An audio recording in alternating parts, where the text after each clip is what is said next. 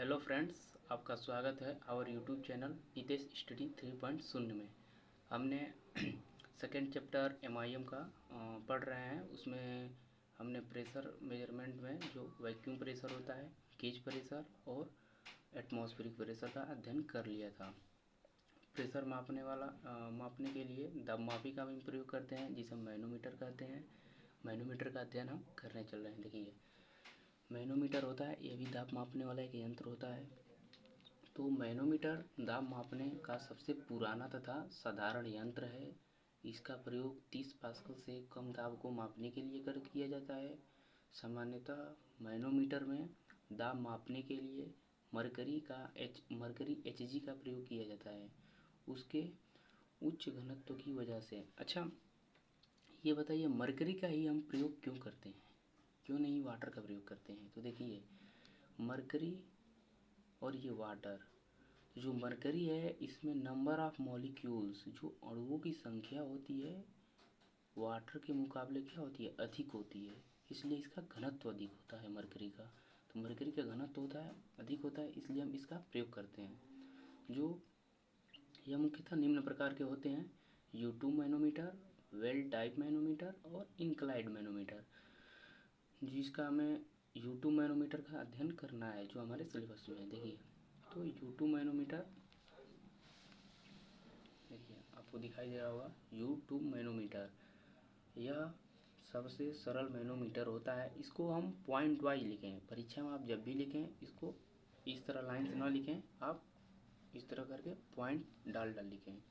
तो यह सबसे सरल मैनोमीटर होता है, जिसका प्रयोग हम प्रयोगशाला में प्रयोगात्मक कार्यों के लिए करते हैं। यू आकार के, इसे U2 मैनोमीटर क्यों कहते हैं? इसका स्ट्रक्चर जो होता है यू आकार के होने के कारण इसे हम U2 मैनोमीटर कहते हैं। देन उसके बाद कंस्ट्रक्शन आता है। कंस्ट्रक्शन में हम क्या लिखेंगे? इसमें यू आकार की एक पारदर्शी ग्लास की ट्यूब होती है। अभी हम आपको इसका फिगर दिखा रहे हैं। इसमें यू आकार की एक पारदर्शी ग्लास की एक ट्यूब होती है, जो कि एक द्रव द्वारा आंशिक रूप से भरी होती है। आंशिक रूप से क्यों भरी होती है, अभी हम आपको ये भी बताते हैं। जिसे मैनोमीटर द्रव लिक्विड कहा जाता है। मैनोमीटर लिक्विड द्रव कहा जाता है। सामान्यतः मैनोमीटर मैनोलिक्विड के रूप में, देखिए इसका स्ट्रक्चर है। U2 मैनोमीटर हमारा है। मरकरी का प्रयोग करते हैं। U2 मैनोमीटर का एक सिरा माध्यम से जुड़ा होता है, जिस माध्यम का हमें दाब ज्ञात करना होता है। देखिए, U2 मैनोमीटर है, और जिस भी वस्तु का हमें दाब ज्ञात करना होता है, उसे हम क्या कर देते हैं, एक सिरा उस पाइप से जोड़ देते हैं। एक सिरा क्या करते हैं, उस पाइप से जोड़ देते हैं, और दूसरा सिरा वायुमंडल में खुला रहता है। देखिए, फिर उसके बाद U2 मैनोमीटर है, जो इसका प्रिंसिपल क्या है? देखिए, डेल्टा पी, अर्थात ये दाब ज्ञात करने के लिए है। तो इसमें इसका घनत्व, मान लीजिए पारा है, यहाँ से लेकर यहाँ तक, यानी आंशिक रूप से ये भरा हुआ है। तो ये पारा है, जिसका घनत्व क्या है, रो है। और ये जो हमारा पाइप है, इसमें लिक्विड है। लिक्विड जो है, जिसकी ऊंचाई यहाँ से लेकर यहाँ तक कितना है, H1 है। जब ये लिक्विड यहाँ पर प्रेशर मारता है, दाब मारता है, तो ये क्या होता है, पारा एक्सपेंशन होता है इसमें, और ये ऊपर तक चला जाता है, H2 तक। और H2 तक जब चला जाता है, तो इसके हम डिफ्रेंशिएशन यानी अंतर कर लेते हैं। जो अंतर आता है वही हमारा दबांतर कहलाता है। ओके, देखिए ये हमारा डेल्टा पी हो गया। रो हो गया density of the manometer liquid है। फिर रो 1 हो गया density of the pipe liquid है, जो हमने बताया अभी ऊपर आपको। और एच क्या है, रो 1 माइनस H2, यानी तो अंतर है, ये अंतर और ये अंतर, ये जो अंतर है ये H। अब देखिए इसका वर्किंग क्या है, वो दिखाई दे रहा होगा। देखिए वर्किंग, U2 मैनोमीटर को जिस पाइप का दाब ज्ञात करना होता है, उसे उसके एक प्लेट से जोड़ देते हैं। अभी आपको हमने बताया है, पाइप होता है, जिस पाइप का हमें दाब ज्ञात करना होता है, उसे हम क्या कर लेते हैं, उसमें कनेक्ट कर लेते हैं।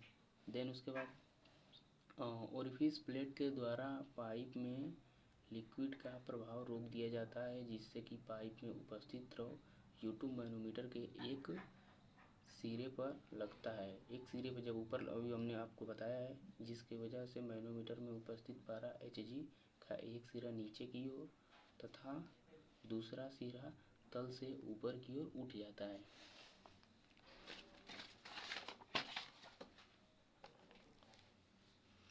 हो जाता है। दोनों सिरों की ऊंचाइयों का हमने बताया है कि दोनों जो ऊंचाइयाँ होती हैं, मान लीजिए आपका ये यू ये U2 मैनोमीटर है, तो यहाँ से यहाँ तक की जो ऊंचाइयाँ है H1, और मान लीजिए आपका दाब लगा है तो यहाँ तक पारा चढ़ गया है। फिर यहाँ से और यहाँ तक की जो ऊंचाई का अंतर होगा, यही हमारा क्या होगा, डेल्टा P हो जाएगा। इससे हम दाब ज्ञात कर लेते हैं। फिर U2 मैनोमीटर का प्रयोग करते समय दबांतर के कारण मैनोमीटर लिक्विड का तल ऊपर नीचे हो जाता है, जिससे रेफरेंस लाइन का पता नहीं चल पाता है। इसका प्रयोग उच्च दाब को ज्ञात करने के लिए हम नहीं करते हैं। उच्च दाब को ज्ञात करने के लिए अभी हम आपको एक यंत्र बता रहे हैं, लेकिन इसका हम 30 पास्कल से कम दाब जो होता है उसका हम प्रयोग करते हैं ज्ञात करने के लिए। ठीक है, अब मिलते हैं नेक्स्ट वीडियो में। इसके बाद बॉडर्न ट्यूब है, बॉडर्न ट्यूब के बारे में हम पढ़ेंगे। Bye bye, take care.